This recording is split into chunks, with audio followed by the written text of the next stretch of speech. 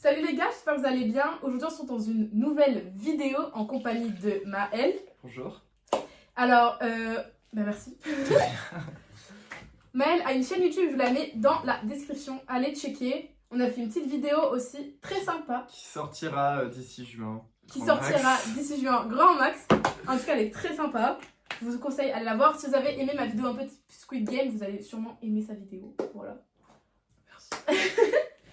Donc les gars, aujourd'hui on se retrouve avec un petit maillot de Chelsea. Alors pas pour parler foot, non.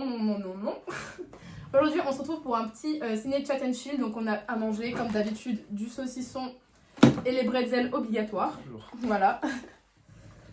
Et donc aujourd'hui on va parler de la série qui a fait énormément parler d'elle. On va parler de Adolescence. Voilà. On refait un peu à chaque fois on dit en mode qu'est-ce qu'on va faire le sommaire un peu. Alors, qu'est-ce qu'on va voir dans cette vidéo? On va parler en premier, comme d'habitude, as-tu aimé la série, etc. Peux-tu nous dire des choses? On va parler des créateurs, du synopsis, d'un incel c'est quoi? Donc, si vous êtes perdu, vous regardez la vidéo. Et enfin, on va faire les avis. Alors, les avis, on avait déjà fait ça dans une précédente vidéo, de prendre des avis et en fait piocher et dire ce qu'on pense de ce que pense la personne et tout. Ok. Mais cet épisode n'est jamais sorti parce que j'ai eu un problème, les gars. J'ai monté pendant 6 heures, j'ai trop le seum. C'est l'épisode. I Love Us Dead. Oui. Voilà, tout le monde était là, j'ai fait dans un box de montage pendant 6 heures. Bah, j'ai bien mis 6 heures. Hein. Ouais. Voilà. Ouf. Ça n'a pas marché, donc cette vidéo sera uploadée un jour. Un jour, vous allez recevoir une notification en mode Sophie a publié une nouvelle vidéo. Pourquoi? Je ne saurais pas, mais voilà, ce sera juste parce que la vidéo aura réussi à s'uploader. Voilà. On peut commencer. Alors, la série Adolescence, t'en as pensé quoi? Et ben, la série Adolescence, Alors, je l'ai fini il y a pas très longtemps. Donc, on va dire que j'ai pas forcément tout le recul dont j'aurais besoin pour pouvoir donner un avis, un bon avis. Oui. Mais j'ai adoré. En fait, j'étais emballé, genre du début à la fin. C'était trop bien. Dans le sens où, je sais pas, c'est hyper immersif et c'est sans doute lié à la chose dont on va parler plus tard, Voilà. les techniques utilisées, etc. Mais en fait, on est immergé directement et j'étais à fond dans l'histoire. J'aurais voulu en savoir plus, j'aurais voulu qu'il y ait plus d'épisodes pour suivre beaucoup plus des choses, mais en même temps, tout a été dit. Donc, non, j'ai beaucoup aimé, je suis content. Je mettrai un. Ouais. Tu fais une note? Oui. Ok. Je mettrai donc, je sais pas, en vrai, un bon 4 sur 5. Ok. Un bon 4 sur 5. Parce qu'il me manque quand même. En fait, j'aurais voulu un peu plus, même si tout a été dit, et c'est super que tout a été dit avec subtilité. J'avoue que j'étais un peu en mode, non, c'est fini. Ah, juste pour cette frustration. Un peu. Non, c'était vraiment très très bon. Ok. Alors. Et toi? Merci. Alors perso déjà, j'ai un peu une fierté parce que j'ai regardé Adolescence avant sa hype. J'ai regardé Adolescence avant sa hype, donc je suis un peu fière. Et donc moi c'est vrai que je suis assez contente de l'avoir vu avant sa hype. Et du coup, j'ai le recul grave nécessaire là pour pouvoir donner un avis. C'est vrai que moi au début j'étais un peu déçue par la fin parce que j'étais en mode j'aurais bien aimé avoir le procès, tu vois. Mais en même temps, avec le recul, tu te dis, ben en fait, genre c'est pas nécessaire d'avoir le procès. En fait, c'est pas ça que les créateurs ils veulent montrer dans la série. C'est pas le fait qu'il soit jugé et tout. Non, parce que en fait, en plus, ce que je pense, c'est le fait de se dire on veut le procès et tout pour être sûr que ce soit lui le coupable. C'est on est en mode non, c'est pas possible que ce soit lui le coupable. Oui. Mais c'est tellement ça. Et c'est le but des créateurs parce que du coup, je me suis dit, je fais une petite recherche comme ça, je me suis renseigné et j'étais en mode putain, mais en fait, ouais, juste leur but c'était de nous faire croire qu'il y avait rien alors que dès l'épisode 1, ils nous disent. Non. Il y a la vidéo de surveillance. C'est lui le meurtrier. On peut spoil, hein, c'est bon? Ah oui. Ok. Dès le début, on sait que c'est lui le meurtrier et on voit les vidéos de surveillance. Mais entre Jamie qui est en mode non, mais je suis innocent, etc., tu te dis ça se trouve, c'était pas lui sur la vidéo. Mais ouais. Les réactions de chacun, etc. Et au final, c'est vrai qu'on veut tous. Enfin, moi, j'étais en mode putain, le procès, je le veux, je le voulais. Je pensais non, ils vont faire un cut, comment ils vont le rattacher. Je me suis dit non, ils vont pas faire de cut quand même. Et j'espère qu'ils vont le rattacher à un policier pour qu'on aille sur le procès, etc. Et en fait, non. Mais c'est hyper intéressant parce qu'en finalement, on a tout le processus du début à la fin de mise en place en fait du procès, de toutes les actions. C'est-à-dire qu'on a toute la première journée d'arrestation, tout ça. On a après le moment là avec la psy aussi. On a un épisode, c'est un rendez-vous à la psy. J'étais en mode ah c'est fini. Ouais. Et parce que je l'ai pas vu passer parce que c'était trop bien. Et j'étais en mode, Je ah me ok, donne des petits trucs. j'en fais pas. J'étais en mode, ok, waouh. Là, ça fait 1 heure que je regarde l'épisode et c'est trop bien. Ouais. Et je l'ai pas vu passer et c'était juste un rendez-vous avec une psy. J'étais en mode un peu what the fuck. Et après, il y a le rapport avec le collège, etc. Finalement, ils sont passés par. Et forcément, le rapport à la famille. Donc, ils ont vraiment touché à tout. Ils ont mis en place la situation. La partie collège, c'est finalement les explications. Épisode 3, avec la psy, c'est la mentalité. C'est Jimmy. Focus sur Jimmy et comment il pense. Et épisode 4, focus sur la famille et sa réaction. Est-ce qu'elle va endurer par la suite. Et c'est vrai que quand même, j'ai eu du mal à finir les 2 derniers épisodes. Les 2 premiers épisodes, j'étais en mode ah, trop bien, hype et tout. 3e épisode, j'ai une descente quand même. Tu vois, j'ai eu du mal quand même à finir l'épisode 3. Ouais. Et le 4 aussi, pareil. Ouais, j'ai décroché un peu pendant le 4. J'ai eu un moment où j'ai décroché. Mais quand ils sont sur le lit avec le père et la mère, quand ils sont sur le lit, qui discutent, à un moment j'ai décroché, puis je me suis rattaché, je fais ah, ouais. C'est la fin, tu restes concentré. Parce qu'en plus, j'adore. Donc évidemment, qui dit Chelsea dit Londres. On est donc dans une série britannique créée par donc, Jack Thorne, 46 ans. Donc qu'est-ce qu'il a fait lui? Donc c'est un scénariste et dramaturge anglais. Il écrit pour la radio, le cinéma, le théâtre et la télévision. Et pour la télévision, comme pour, je sais pas si tu connais Skins. De nom. Ouais, moi aussi je connais que de nom. Et donc il a écrit Skins, il a écrit pour The Fate, This is England 86, et plein de trucs. Et on a aussi donc le 2e créateur de la série qui est lui à l'origine de l'idée, donc Stephen Graham, donc qui est lui l'inventeur un peu de cette idée de série. Donc il a 51 ans et c'est donc un acteur britannique qui est notamment connu pour ses rôles dans Venom, The Last Dance et Let There Be Carnage, Bodies, la série, Peaky Blinders, The Irishman de Scorsese, et Pirates des Caraïbes, etc. quoi. Donc c'est pas un petit acteur quoi, c'est... Lui que l'origine de la série, il est aussi acteur dans sa propre série et c'est lui qui joue le père de Jamie. Et donc en fait il dit que cette idée elle lui est venue parce que il lisait donc les actualités concernant donc des attaques à l'arme blanche à Liverpool, Londres et le meurtre de Brianna Gay en 2023. Donc lui en tout cas c'est vrai qu'il a eu les idées en voyant ça, il était assez choqué, il a fait je peux pas rester comme ça. On y va. Voilà pour un peu le contexte et on continue sur le contexte en parlant donc du synopsis. Donc on suit Jamie Miller, un adolescent de 13 ans qui est accusé du meurtre de Cathy Leonard. D'ailleurs, petit truc, je sais pas si t'es au courant, mais Cathy Leonard, c'est elle qui chante, tu sais, la chanson, tu sais, quand ils sont là, ils vont mettre des fleurs, et que le père part, et c'est elle qui chante en fait. C'est incroyable. Ouais. Je savais pas. Bah voilà. Ah, je trouve ça fou. Petit fun fact. Parce que j'étais vraiment comme ça en mode oh. Ouais, c'est trop triste. Trop mignon. Oui. C'est trop triste. Donc de son meurtre, donc à elle. Donc c'est sa camarade de classe. Sa famille, une psychologue et l'inspecteur chargé de l'affaire s'interrogent sur ce qui s'est vraiment passé, ses motivations. L'influence de la culture incel apparaît. Alors perso, quand il parlait de incel, moi j'étais en mode c'est un truc inventé. Je n'étais mais au courant absolument pas de ça. Quand ils ont commencé à parler des emojis, avant même les incel, j'étais en mode quoi? Depuis quand ça veut dire ça? Mais oui. À quel moment ils se sont dit ok, voilà l'essence avec la pilule, etc. Ouais, pour du coup les incels. Et après je me suis dit, et je pense que c'est ce que t'allais dire, peut-être, attends, je sais pas. Mais en gros en fait moi pendant la série je me suis dit, alors je sais pas d'où ils sortent, mais en fait je me suis rappelé que c'était une série anglaise. C'est pas la même culture, c'est donc pas les mêmes associations. Donc ça doit exister. Juste vu que c'est pas la même façon de communiquer par les réseaux sociaux en France, bah forcément ça doit être propre à eux. Et du coup, j'espérais que c'était pas inventé. Bah en fait du coup, moi même les emojis, sur le coup ça m'a pas choqué parce que comme tu dis, je me suis dit c'est une série anglaise, que c'est des gamins, tu vois ils ont 13 ans, on est encore des gamins aussi, mais plus évolués, oui. Voilà, on a 18 ans, je veux dire, on n'utilise plus les emojis pareils quoi. Et vraiment, quand ils ont utilisé le terme incel, je me suis dit, mais c'est un truc propre au film, tu vois, propre au truc et tout. Et je me suis dit, putain, ils ont vraiment des termes et tout, carrément. Et genre, c'est en étant sur TikTok de scroller et tout, de regarder les vidéos, et je me disais, putain, mais ils parlent beaucoup des incels comme un vrai truc. Et c'est là où en fait, je me suis aperçue que c'était vraiment un vrai truc, et j'étais en mode, quoi? Définition de Wikipédia qui est communauté en ligne dont les membres se définissent comme étant incapables de trouver une partenaire amoureuse ou sexuelle. États qu'ils décrivent comme célibat involontaire ou inceldom. Ceux qui déclarent incel sont en majorité des hommes cisgenres et hétérosexuels. C'est Voilà. ça. Voilà, donc je pense que Wikipédia a bien résumé.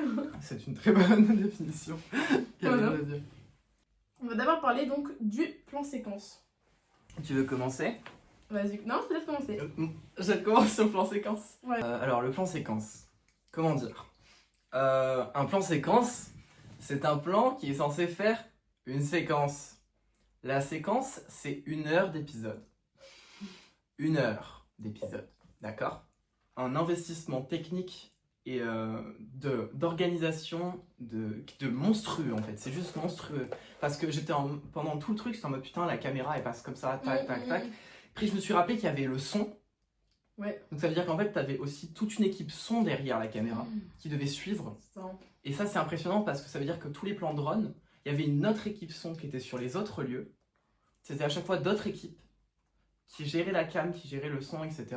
Que toutes les lumières qui étaient mises en place et que je pense que la plupart étaient des praticals. Donc les praticals, c'est les lumières qui font partie du décor. Par exemple, si on mettait une lampe ici et qu'on l'allume, c'est un pratical parce que c'est une source de lumière qui peut influencer sur l'ambiance de la scène, mais qui fait partie du décor, pas une grosse light qu'on te met dans la tête. Et du coup, je me suis dit, c'est impressionnant la manière de filmer, sachant qu'en fait, genre, tu t'ennuies pas. Ouais. Et genre, je me suis dit, je viens de passer, par exemple, pour l'épisode 3, je me suis dit, je viens de passer 1 heure à regarder un épisode où c'est une séance de psy, sans m'ennuyer, sans qu'il y ait de cut, rien. Et j'étais juste à fond dedans. Et c'est une caméra qui fait les mêmes mouvements. Genre, vraiment, elle fait exactement les mêmes mouvements. C'est-à-dire que les moments où il s'énerve, hop, elle élargit le champ, elle tourne autour de la table pour qu'on voit au niveau de la porte parce qu'il bouge. Et en fait, et ainsi de suite. Et c'est quasiment tout le temps les mêmes mouvements, mais ça en devient un peu hypnotisant en fait. Je suis d'accord. Le tournage du plan.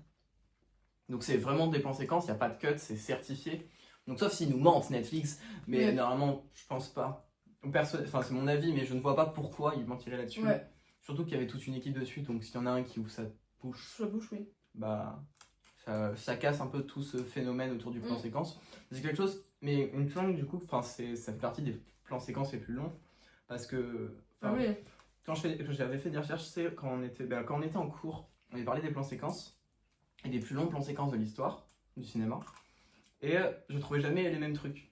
Alors, je sais qu'il y a certaines choses où il y a plein de plans où c'est des plans séquences et je les retrouvais pas du tout dans les classements, et j'étais en mode ça date de quand? Ouais. En fait, c'est assez. Alors, ils sont assez anciens, on ne retrouve pas forcément de trucs avec les films actuels ou les séries actuelles.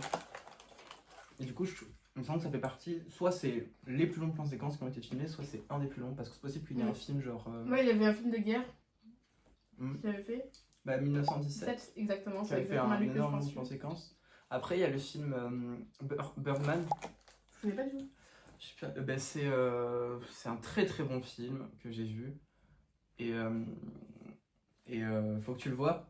Mais et en fait, tu me l'as dit? Oui, je te l'ai entendu parler. Et en gros, c'est un film où pendant les 2 heures, 2 heures et demie, je sais plus, de film, t'as l'impression que c'est juste un plan séquence continu. Et t'as l'impression de voir un film en plan séquence en fait, de 2 heures et demie. 2 heures et demie. Et, du coup, après, on sait quand il y a les cuts, etc. sur le film, parce qu'on se dit, ah là il y a un noir, là il peut faire des raccords, etc. Du coup, on s'en doute. Surtout que j'ai jamais vu de film phénomène du plan séquence, le plan séquence et tout. Mais malgré tout, c'est un film avec genre, je sais pas, sur un film de 2 heures et demie, tu vas avoir une quinzaine de plans séquences quoi. Donc c'est quand même vachement long. Ouais. Impressionnant. Ouais, je pense tu en as bien parlé, je trouve. Oui. Donc moi, je n'ai rien à rajouter dessus. T'as rien à rajouter? Rien à rajouter. Bah très bien. Ensuite, c'est quand même une série extraordinaire. Bon, ils ont quand même des très grands acteurs, donc Steffi Graham. Mais on a également Erin Doherty, donc qui a quand même joué dans Le Jeu de la Reine, A Thousand Blows, merci, et Le Jeu de la Reine, donc The Crown. The Crown, j'ai déjà dit Le Jeu de la Reine. Oui, tu l'as dit. Wow, my bad.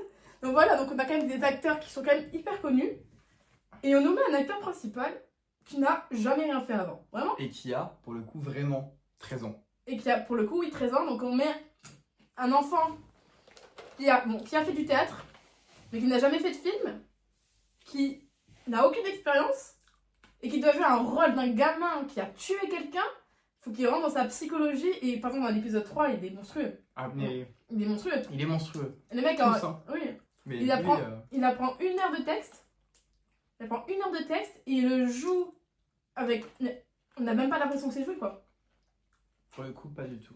Et c'est le premier épisode qu'ils ont tourné. Et c'est le premier épisode, enfin, c'est fou. Mais ça, je trouve ça fou. Vraiment, son Là, niveau... la directrice de casting, elle a des deux fous, hein. Ouais. Pour le coup, le trouver, lui, Ouais. et c'est à voir, genre, comment ce serait intéressant de trouver, comment il s'est fait repérer. Bah, il a fait des castings. Juste le casting. Putain.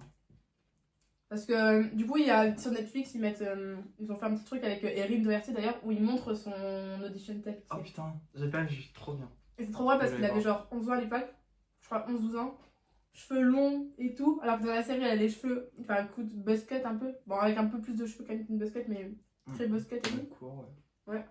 Et donc là, on va parler donc, des avis, on va un peu les décortiquer. Spill the tea là. J'ai pris un avis à 1 étoile, un avis à 2 étoiles, un avis à 3 étoiles, un avis à 4 étoiles, un avis à 5 étoiles. Très bien. On commence par le 5 étoiles. J'ai été fracassée. Les 5 dernières minutes sont terribles en émotion. T'en as pensé quoi de ça, ces 5 dernières minutes? Écoute, ces 5 dernières minutes, au départ, j'étais en mode off, je ne pleurerai pas. Je n'aurai aucune émotion sur cette série. Le discours de la fille Mon qui Dieu. vient voir son papa et sa maman et qui les sort de ce moment de mélancolie qu'ils viennent d'avoir pendant 10 minutes. Oh, ça m'a fait du bien, j'étais en mode ouf, Ouais. ça respire, c'est beau. C'est genre, en plus les textes sont beaux, genre, Ouais. vraiment. C'est super bien écrit. Et pour une série qui met en scène des adolescents, c'est souvent très compliqué de mettre en scène des adolescents parce que c'est pas les mêmes générations qui écrivent Oui. pour les mêmes bons âges. Du coup, en fait, genre, j'ai pas trouvé ça bizarre ou trop. Ouais. En fait, j'ai pas trouvé ça mal écrit, je trouvais ça assez. Bien Il y a trouvé. peut-être 1 ou 2 fois où j'ai tiqué sur un mot en mode. On dit pas vraiment ça, Ouais. mais en même temps, en fait, ça dépend déjà sur en quoi tu l'as regardé, si tu l'as regardé en VO ou en VF. Ouais. Et ça dépend du coup des références culturelles qui y sont associées. Mm, mm. Mais ouais, déjà, l'arrivée de la fille, ils descendent pour faire un truc. Et après, le papa qui rentre dans la chambre de Jamie, qui s'assoit, qui regarde. J'étais avec lui, j'étais en mode, tu Mm. commences pas. Et là, il se met à pleurer, j'ai ma petite larme qui me coule. Et je suis en mode, oh non, je suis touchée. Il m'a eu. Ce gentil personnage, il m'a eu. Ouais. Vraiment, les 5 dernières minutes. Bah, en fait, vraiment, ce que je vous dis, c'est que j'ai dû prendre du recul sur la série avant de vraiment l'apprécier, tu vois. Mm. Parce que vraiment, quand j'ai regardé les 2 premiers épisodes comme ça, et les 2 derniers, je les ai regardés sur 3-4 jours. Hein. Parce que j'ai eu du mal, hein. J'ai du mal à finir. Et les 5 dernières minutes, au début, j'étais vraiment déçue. Et en fait, vraiment, quand tu comprends le sens de la série, je pense que c'est là où tu comprends la clé pour comprendre ces 5 dernières minutes. Ouais. Et là, t'es en mode, ah ouais, en fait, ça va pas ticker pareil. Faudrait que je la re-regarde. Oui. Faudrait la re-regarder. Vraiment C'est une série qu'il faut regarder. Tu sais que le Premier ministre britannique, il a demandé à ce que cette série soit montrée en classe. Hein. Ah, mais ce serait trop bien qu'elle soit montrée. Parce qu'en Bah, fait, enfin, c'est. déjà, elle sera montrée en Angleterre déjà. Ouais. Il n'y en a pas encore en France, mais. Je crois qu'elle est sur Letterboxd. Et ça, c'est fou. Oui, Parce que elle est normalement, il sur- n'y a pas de série Ouais, sur il n'y a pas de Letterboxd. série sur Letterboxd. Et elle est sur Letterboxd. Faut que j'aille la noter, d'ailleurs. Ouais. Mais je trouve ça fou. Donc ça montre à quel point elle est marquante. Et ensuite, vis-à-vis des 5 dernières minutes, en fait c'est impressionnant parce que là, moi je sais que au moment où il s'est mis à pleurer, je me suis dit putain, la série est en train de donner toute la culpabilité, pas la culpabilité, Ouais. mais genre de faire porter le chapeau aux parents. Oui. Et en fait, après j'ai compris, genre vraiment dans les 30 secondes qu'on suivit, que pendant qu'il pleurait, j'étais en mode pas du tout. Tu te trompes tellement. C'est juste, en fait, ça montre l'impact et la culpabilité que peut avoir un parent selon les actes que toi, en tant qu'enfant, tu vas faire. Ouais. Et en fait, c'est pas faire porter le chapeau aux parents, c'est juste montrer ce que eux ressentent. Oui. Et c'est ça qui est super beau dans la série. Et par ces 5 dernières minutes aussi, du coup, c'est de montrer en fait ce que chacun ressent en tant qu'individu propre et par rapport à son point de vue. Et souvent compliqué, et c'est ça qui est intéressant dans la série, c'est de diversifier les points de vue. Et là, on ne fait que ça, les diversifier, que ce soit par le point de vue, d'ailleurs, à décortiquer, hein, mais le point de vue de la psy, j'aimerais trop le décortiquer. Et tu sais qu'elle pense que c'est... D'un côté, tu sais qu'elle va avoir l'empathie envers lui, Mais et de l'autre, t'es en mode putain, mais c'est sûr, elle pense que c'est un gros connard, et en même temps, c'est mérité, tu vois. mais bah, de toute façon, elle sait que c'est lui. Hein. Mais oui, elle sait que c'est lui, et tout le monde sait que c'est lui. Oui. Lui, juste, se refuse de l'admettre, parce que pour lui, il l'a planté Katie, mais il ne l'a pas tuée. Ouais. Et c'est pour ça d'ailleurs qu'à la fin, 13 mois plus tard, arc de rédemption, pas rédemption, enfin si, arc de rédemption, et d'acceptation surtout de ce qu'il a fait, et acceptation des conséquences, qui fait du coup un parallèle avec l'épisode 3, où justement il était en mode non mais je suis innocent, je l'ai pas tué, etc.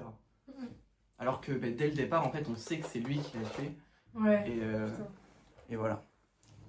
Le message porté nous touche tellement nos quotidiens. En vrai, c'est tellement vrai. En vrai. Ouais. Violence, réseaux sociaux, complicité, influence, toute cette haine portée aujourd'hui dès le plus jeune âge. Et que dire de la réalisation plan séquence, une prouesse qui nous tient en haleine pendant ces 4 épisodes.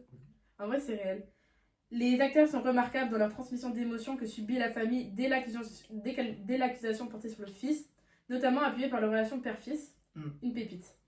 Et moi, franchement, j'étais trop contente. Dès l'épisode 1, quand j'ai vu le père pleurer. Putain, enfin, on montre un père pleurer. Oui, vraiment. Parce que merci. Il y a des films qui le montrent, hein, bien sûr, mais je trouve que c'est pas assez montré. Genre, tu vois, parce que c'est vraiment le truc de un père, il peut pas pleurer. Hein. Déjà, un homme, ça pleure pas, alors un père, encore moins et tout. Mais justement, c'est la déconstruction de cette. Ouais. En fait, c'est trop bien. C'est la mise en avant de la masculinité par le côté de le père qui doit être, socialement parlant, une figure de proue et du coup quelqu'un qui, en tout cas pour lui, parce que c'est un ressenti personnel et genre c'est pas une réalité, c'est un ressenti personnel vis-à-vis de lui, mais pour lui, il doit être une figure de proue et une figure forte de la famille quand les autres vont mal, parce que si les autres vont mal, et que lui aussi, personne ne peut prendre soin de sa famille. Et en fait, c'est super beau de le voir pleurer, comme tu l'as dit, parce qu'en fait, ça déconstruit en fait cet homme, et en même temps, ça le renforce dans le sens où ça montre sa sensibilité aux choses, et ça montre du coup à quel point il en souffre quand il reste de marbre en fait. Et quand il reste en mode ok, tac tac tac, ça va, etc. Et dans l'épisode 4, pendant tout l'épisode 4, il ne pleure pas, sauf à la fin, du coup, quand il est dans la chambre. Et le seul moment où il va plus réagir que d'autres, c'est le moment, enfin les 2 moments où il réagit, où il a d'autres émotions qu'une certaine neutralité. C'est le moment où il va se castagner avec les gars qui ont tagué son van. Et c'est le moment où dans la famille, il est en mode ouais, on va au cinéma, on va manger au chinois, parce qu'il y a ce côté de je suis énervé, faut que je fasse passer la chose. Et du coup en fait c'est une sorte de détournement de ses émotions qui au final ressortent tout en plus parce qu'il revoit ces gars qui ont détruit son van. Vraiment. On passe à l'avis numéro 2, 4 étoiles. Allons-y. Série percutante, sombre et réaliste.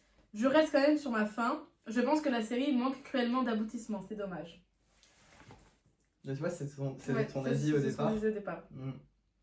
D'un côté, je suis d'accord dans le sens où, comme toi, en fait, sur le moment où j'ai vu la fin, j'étais en mode j'aurais bien voulu une suite ou un peu plus. Et en même temps, un peu plus, ça aurait été trop. Parce que tout a été dit. On est rentré dans tous les points importants. On a touché à tous les thèmes possibles, que ce soit par rapport au harcèlement, au collège, aux rapports familiaux, que ce soit vis-à-vis de la psychologie de l'enfant, de l'adolescent, son rapport aux réseaux sociaux, le rapport de la figure masculine à la figure féminine. En fait, on est rentré dans tellement de choses que faire le procès, ça aurait été répété. Ça nous aurait fait ce qui est reproché à Joker Folie à 2, de prendre le 1, mais de l'expliquer. En gros, c'est ce qui avait été reproché à Joker Folie à 2, c'était que j'ai aimé, d'accord. Non, mais sinon, genre, ça a été le fait qu'en gros, ils ont pris tout ce qui était sous-entendu dans le 1 et qu'ils l'ont expliqué totalement. J'ai plus le mot exact. Mais en gros, ils l'ont expliqué de manière totalement cash, etc. Ils l'ont mis en avant comme ça.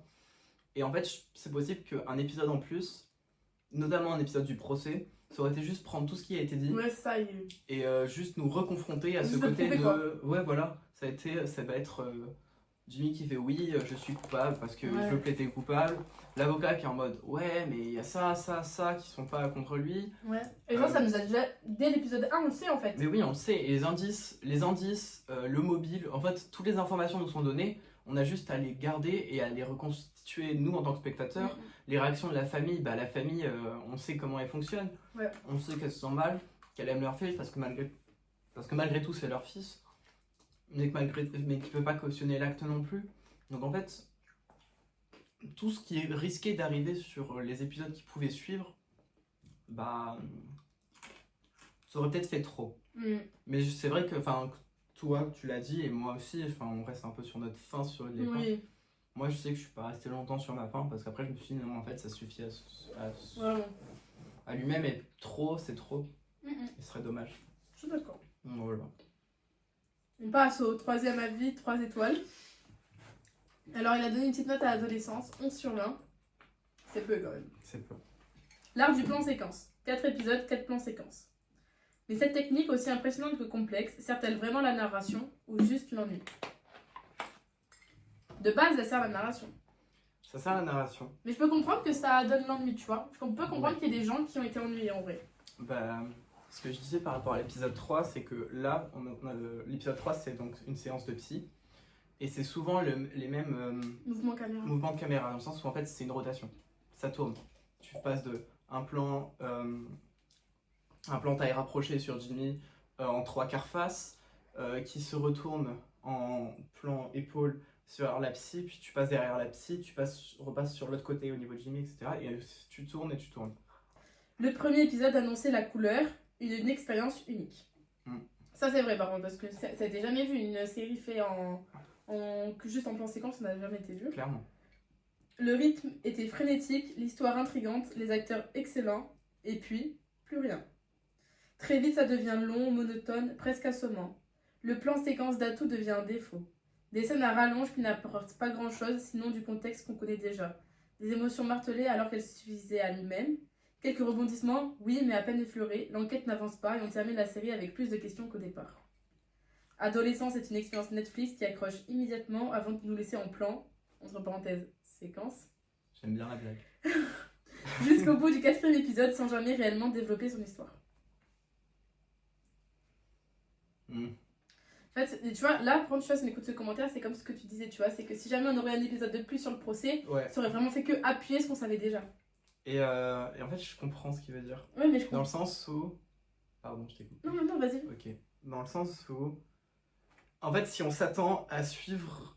Le truc, c'est que le premier épisode, tu rentres dedans, en Ouais, fait. vraiment. Tu y vas à fond. Ouais. Et après, tu te poses plus sur ce qu'il y a autour. Ouais. Et c'est peut-être ce qui a pu manquer sur ceux qui ont moins aimé. Et que du coup, le plan séquence a pu déranger, c'est le fait que on s'attarde pas en fait sur l'action principale, et ce qui du coup va intéresser, c'est tout ce qui se passe autour de Jamie. Mais pardon. T'inquiète. Mais au contraire, en fait, tout ce qui va être autour, c'est-à-dire que la recherche de mobile, la psy, la famille, et finalement, genre, je peux comprendre que le plan séquence ait pu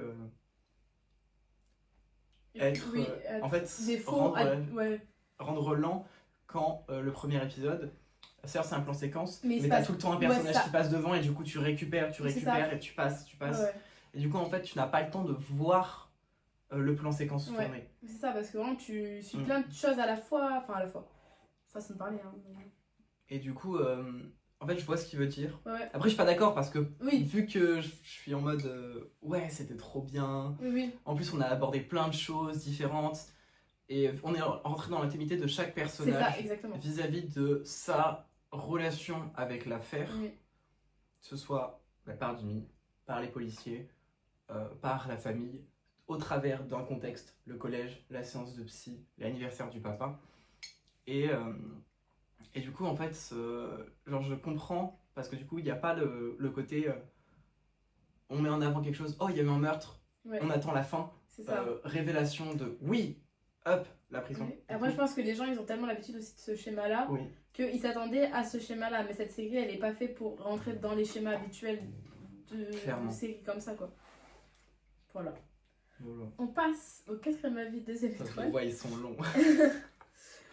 Pour être honnête, la bande-annonce et le premier épisode de la série m'a vraiment intriguée et j'avais hâte de voir la suite. Mais dès que j'ai commencé le 2e épisode, bof, c'était pas tout à fait ça. Ça traînait en longueur, c'était chiant, c'est lent à en mourir. J'ai dû avancer à plusieurs reprises tellement que c'était lent. La série est gênante, un nouveau extrême, franchement, c'est pas pour moi. Pour tout vous dire, j'ai même pas pu la terminer. J'ai commencé l'épisode 4, mais j'ai pas pu continuer. veux dire quelque chose? En fait, je peux comprendre parce qu'il y a des fois, moi aussi, genre par exemple, la séance de. En fait, la séance de psy c'était trop intéressant. Il y a des fois, j'étais en mode, je veux avancer. Puis voilà, en plus, je pense que je regardais ça comme j'ai fait pour Squid Game, je regardais ça avant de dormir. Bon, cette fois-ci, j'étais seule donc ça allait. Je regardais ça avant de dormir donc je pense que bah, du coup, oui, il n'y a pas trop de choses qui se passent parce que comme tu dis, c'est les mêmes mouvements caméra, les trucs comme ça, donc j'étais comme ça. Mon écran, j'ai fermé, j'ai fait, je regarderai ça plus tard, quand je serai bien. Et en fait, après, quand t'es bien, c'est trop bien parce que vraiment, t'as deux personnages. Et tu vois, et la psy sans rien dire, tu comprends tout ce qu'elle ressent. Ah putain, oui. Et Ouais, le trop gamin, lui, vu qu'il parle, voilà, tu sais ce qu'il ressent, mais la psy sans rien dire, tu sais ce qu'elle ressent. Et on passe au dernier avis, première étoile. J'ai l'impression d'avoir perdu mon temps, pourtant le premier épisode était prometteur. Alors c'est vrai que quand même sur tous les avis, on retrouve que ce premier épisode est vraiment... Mais c'est vrai que le premier épisode, il est dingue. Ah mais... il casse tout. Le terme est des plus importants, inquiétant et actuel, mais il est malencontreusement dilué. On en parle peu finalement dans les 3 derniers épisodes. Alors, je suis pas d'accord. Le dernier épisode est imbuvable, l'histoire de la rencontre des parents est absolument inintéressante et d'une longueur insupportable. Après, je pense que ça dépend aussi de ta sensibilité, tu vois. Moi, ça m'a fait penser... Genre, j'ai trouvé intéressant le fait que je m'étais emballé aux discussions random qui se disaient dans la voiture. Ouais. Et j'étais en mode, putain, ils n'arriveront jamais. Oui. Et en même temps, ça m'a fait penser, tu sais, dans Pulp Fiction, Oui. les discussions qu'ils ont dans la voiture aussi. Oui. Et j'étais en mode, bah, ça me fait... quand ils débattent sur... je sais plus quoi. Oui, sur le truc... Oui. Mais il y a des discussions tellement random qui se passent. Et en fait, ça m'a fait un peu penser à ça. Et j'étais en mode, allons-y. Ouais. Glissons Suivons avec eux la voiture. Et finalement, en fait, ça accompagne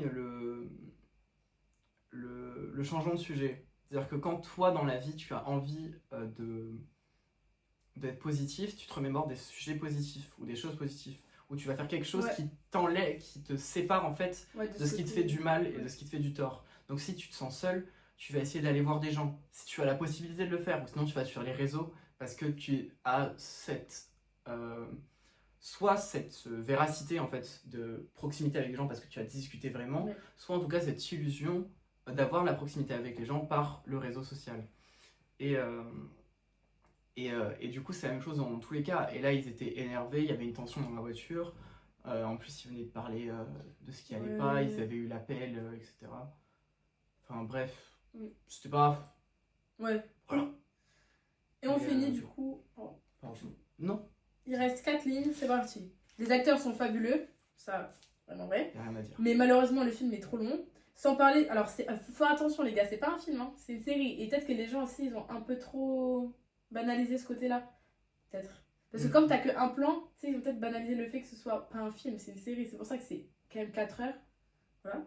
Sans parler de ce collège et de ces ados d'une insolence insupportable. Alors, est-ce qu'on parle des ados? T'es d'accord ou pas? Ils sont insolents. Ils sont insupportables. J'ai jamais vu un collège aussi irresponsable de toute ma vie.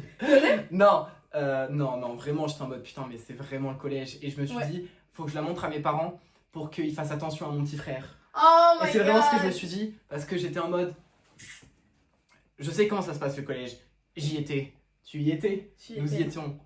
Oh, j'ai bégayé. Nous y étions, je sais pas, nous étions. Bref, c'est n'importe quoi au collège. Là, c'est un collège.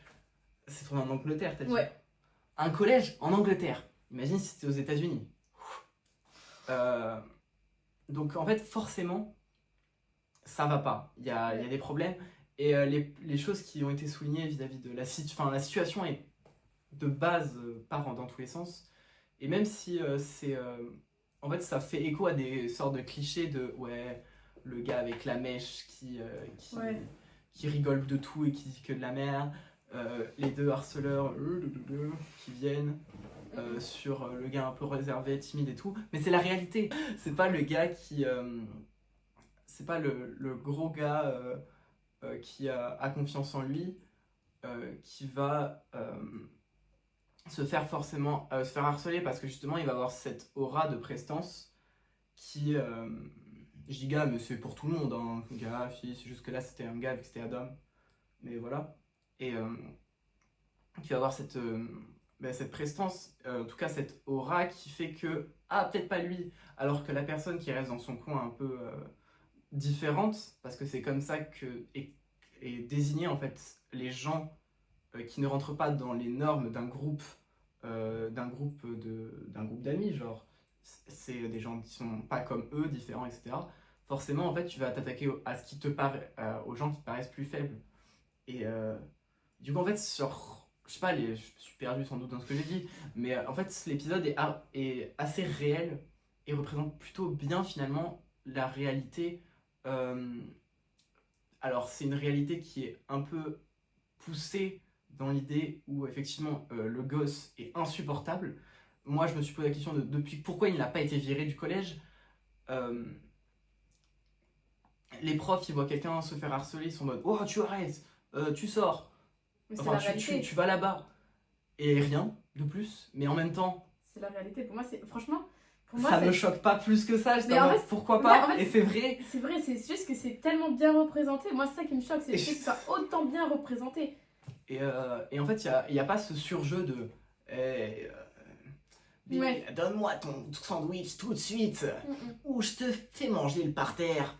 Il n'y a pas ce côté. Et du coup, en fait, vu qu'il n'y a pas ce surjeu, ça crée un côté très réel Mm-mm. à la chose qui est hyper intéressante. Et c'est horrible, mais c'est ce qui se passe au collège. Voilà, Ouais. en général. Bon, est-ce que tu as un petit mot de la fin? Ah, c'est fini? Ouais, là, il n'y a plus rien, là, c'est la fin. T'as quelque chose à dire? Parce que Moi, j'ai beaucoup trop parlé. Oh non. Ah, t'inquiète, c'était super intéressant. Franchement, c'était super intéressant d'avoir ton point de vue et tout. Puis même... Non, vraiment, mec, je suis très contente d'avoir invité. Bah écoute, avec plaisir. Bon voilà les gars, on arrive donc à la fin de cette vidéo. N'oubliez pas de vous abonner à sa chaîne que je mets en description, à ma chaîne également. Abonnez-vous. Voilà, merci. Likez, partagez. Ouais. Oui. Oui. Moi je vous dis à mercredi, enfin je vous dis à mercredi prochain. Du coup je vous fais plein de bisous pour attendre cette date. Bisous.